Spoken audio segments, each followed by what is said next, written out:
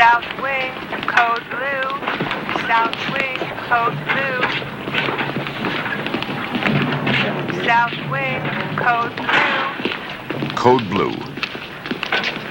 An emergency call used in hospitals all over the country. Code Blue alerts a special team of doctors and nurses that a patient has died. A resuscitation attempt will be made. If it is successful, the patient is brought back to life. 2, 1, stand back. In some cases, they have amazing stories to tell about what it is like on the other side.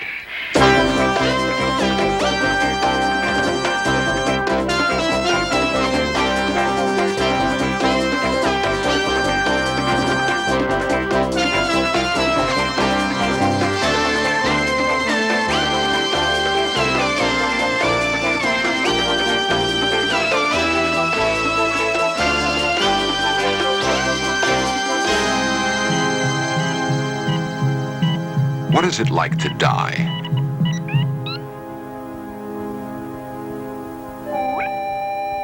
In Search of examines new evidence. This series presents information based in part on theory and conjecture. The producer's purpose is to suggest some possible explanations, but not necessarily the only ones, to the mysteries we will examine.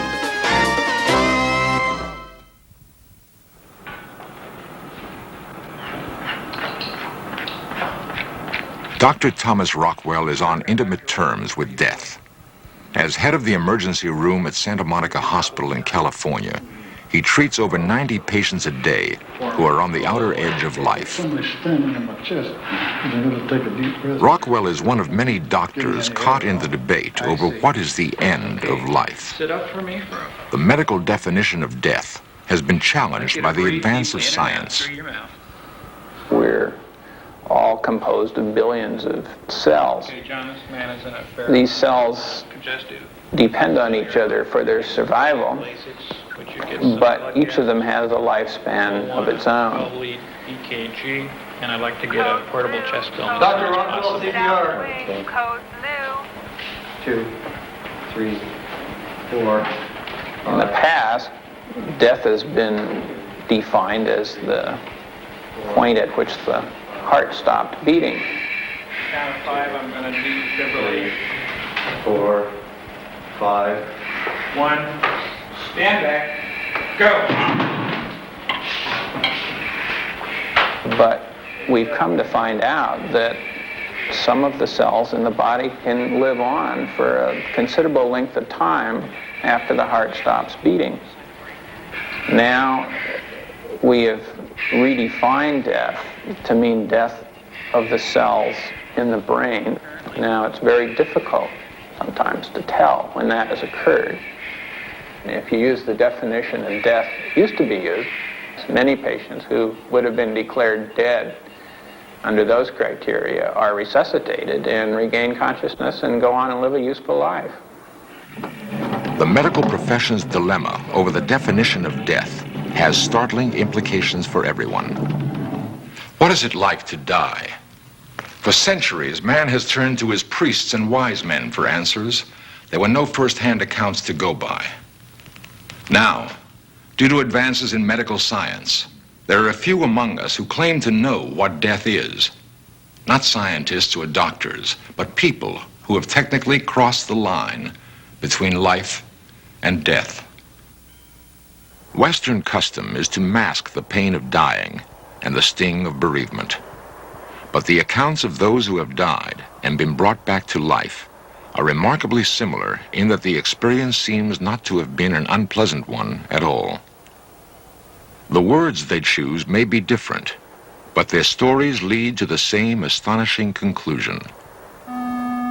One account goes, "I lost control of my car on a curve, and I remember thinking, this is the end. I felt like I was tumbling through a long tunnel, and then suddenly I found myself floating over the scene of the accident."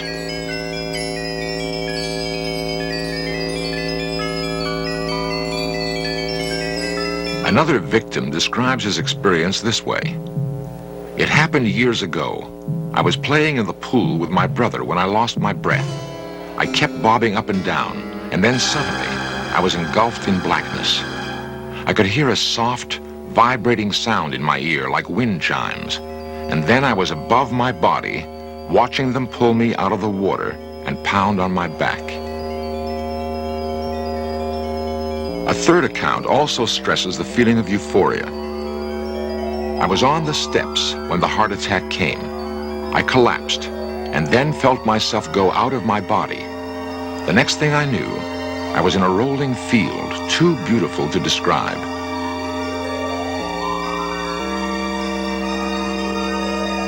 I was overcome with a feeling of utter peace and tranquility. Many have been reluctant to tell others of their encounters with the unknown, but a few have begun to speak out publicly. In 1970, I was diagnosed and told I had Hodgkin's disease. And at the time, I was unable to have any treatment because I was pregnant, and both medicine and radiation treatment were not appropriate at that time. Catherine Hayward knew she was dying. Her disease advanced to the final stage. She made plans to have her children cared for and prepared to enter the hospital with no expectation of leaving. I was 27, critically ill, terminally ill. Began getting weak, very weak, in June 1973, and called my best friend Anne, who took me to the hospital.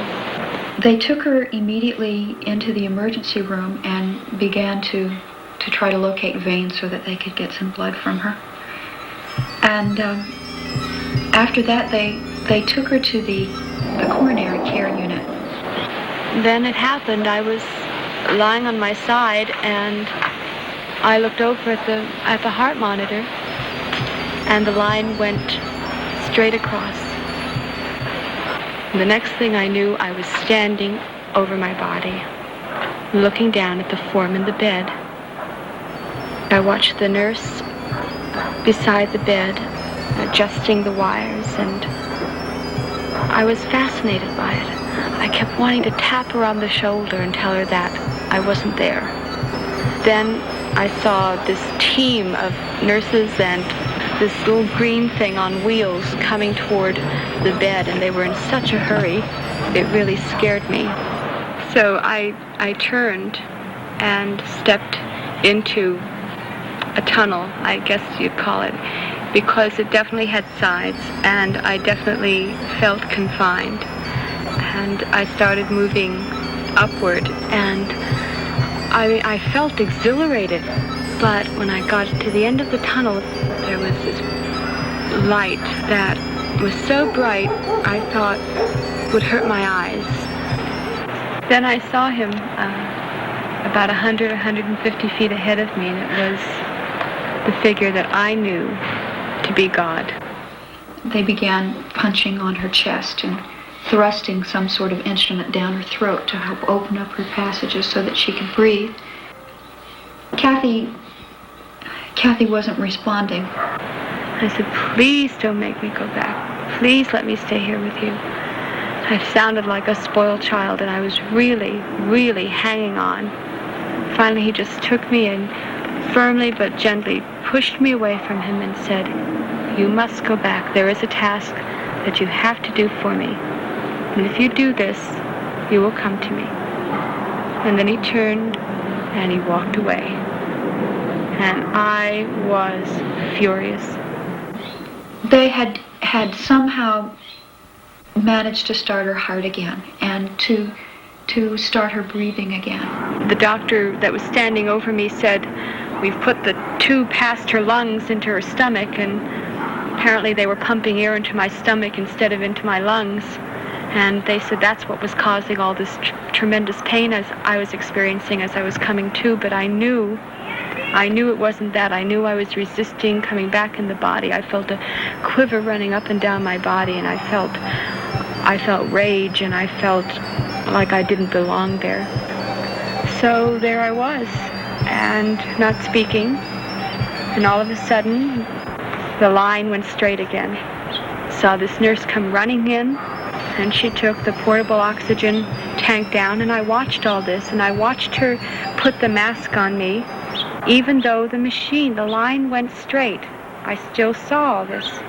I saw the bed being pushed down the corridor towards the intensive care unit. That's the last thing I remember seeing before I left my body again. I was immediately in the light. I was immediately in God's presence again. And he just took me in his arms and very gently said, "Do you understand?" I said, "Yes, I do." And then I came back into the body with just the easiest breath. I signed myself out of the hospital. I left the hospital, and I haven't been back. 3 years later, Catherine's physician reports that she has no trace of Hodgkin's disease. Catherine was recently remarried, and she and her husband Jim have started a new life. Catherine's story is not unique. The out-of-body experience has had a great impact on others who have come close to death. Over the last several years, I've been involved on various levels with several hundred people who have died, and intimately involved with about 100. Dr. Charles Garfield is a psychiatrist at the University of California Cancer Research Institute. A number of years ago, I was teaching a class at UC Berkeley called Psychology of Death. I got a letter from Shelley Ruderman in which he described his experiences some 12 years prior, in which he was dealing with a life-threatening illness. In fact, he was dealing with a seriously advanced lung cancer. The emotional tone of both the letter and the subsequent meetings we had spoke really powerfully to me about the powerful emotional reality they represented in the present. Doing something that I really like to do. Sheldon Ruderman's encounter with death began in 1960. The experience had a profound effect on him and changed the direction of his life. He now counsels cancer patients like Micah Friedman and believes that the power of the mind can reinforce medical treatment. Thus far, the results have been positive. When's your birthday again? January 29th. Right. Okay, by January 29th, if we keep doing this, keep doing what the doctors tell you to do, it's going to be gone. Okay. When I asked my surgeon what he thought, he gave me less than 2 years to live. Not fall asleep. Like a lot of other cancer patients, my original diagnosis seemed to me unbelievable. I mean, somehow it still seemed a little unbelievable. Less than 2 years to live was somehow not within my emotional capability at that point. So I communicated this back to the doctor, and I said, look, I'm not going to die, and your task is to help me in how not to die. You tell me what to do.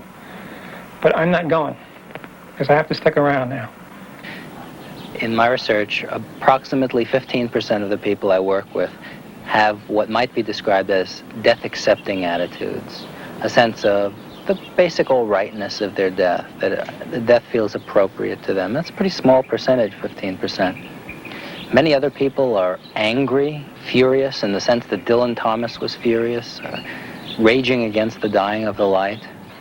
Okay, I survived an 8-hour operation in which my surgeon did what he later described was the best surgery of his life. I came out of that. I felt physically violated, and no one had prepared me for these kind of feelings. 17 days after this major operation, my surgeon finally walked in, and he said, well, Shelley, we got a problem. We got a mechanical thing that we're going to have to correct. There's a valve that's fouled up in there, and it's making some kind of mess.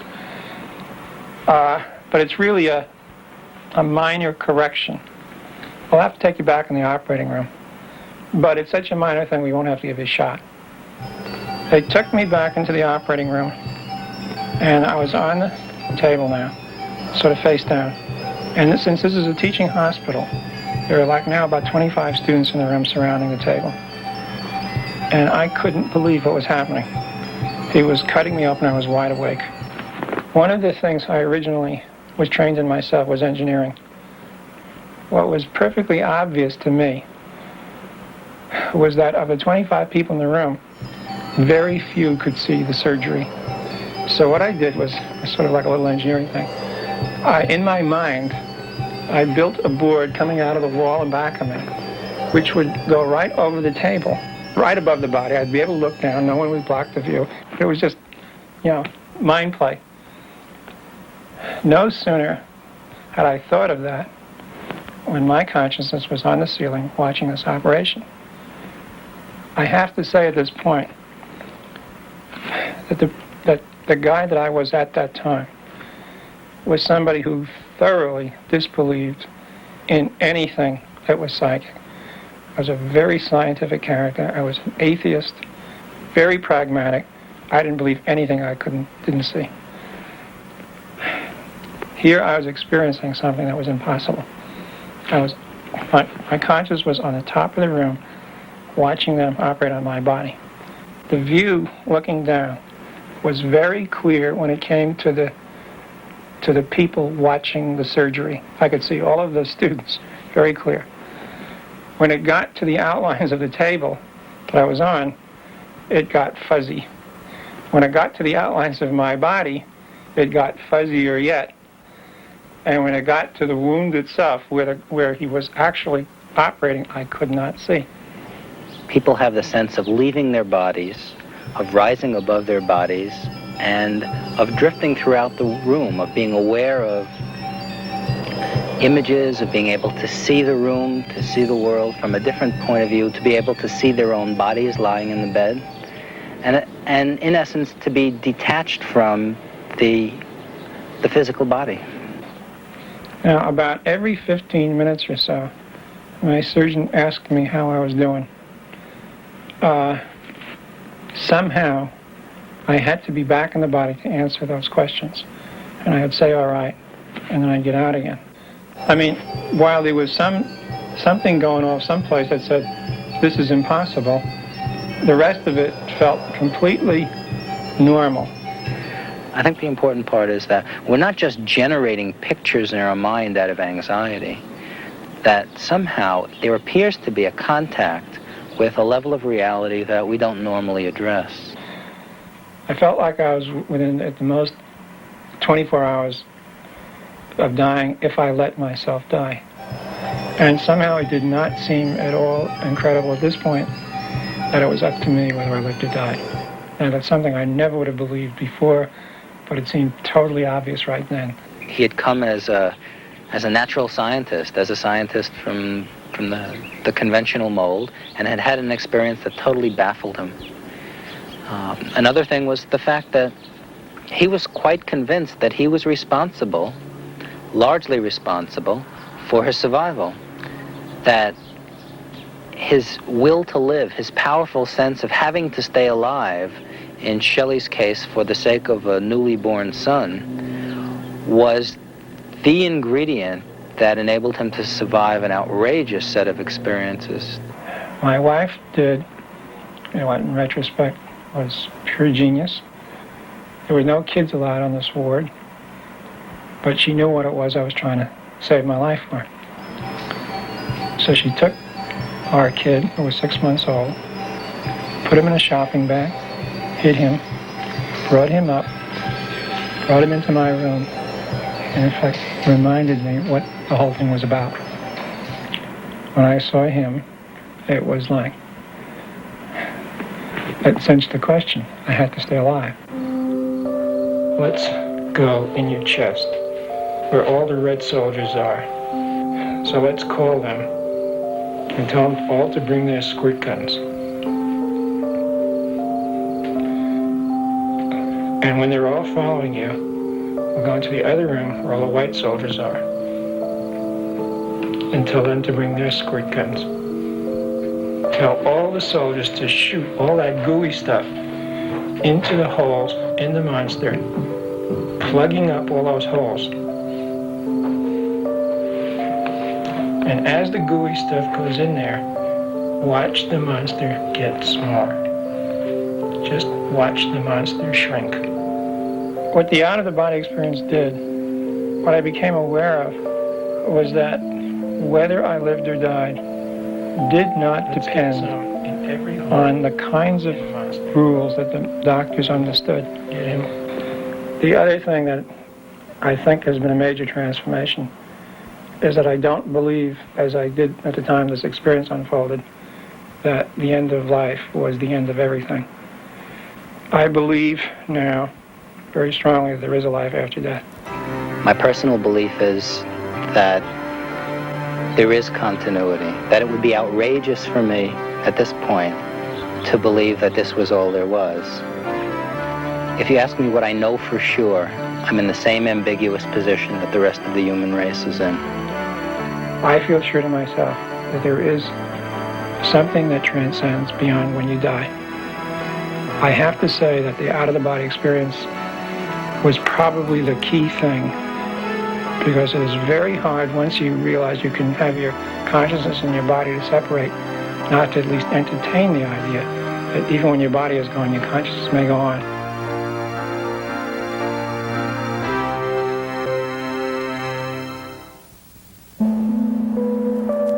Independent accounts of the out-of-body experience are remarkably similar. What they tell us about the nature of human consciousness may have great significance.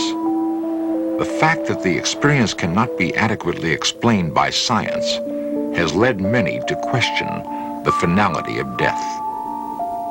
Is there life after death? Today, there are many who've gone over the brink and returned to tell us about it. They do not offer proof of life after death, but their reports give us a new perspective on the possibility that death is not an ending, but a beginning.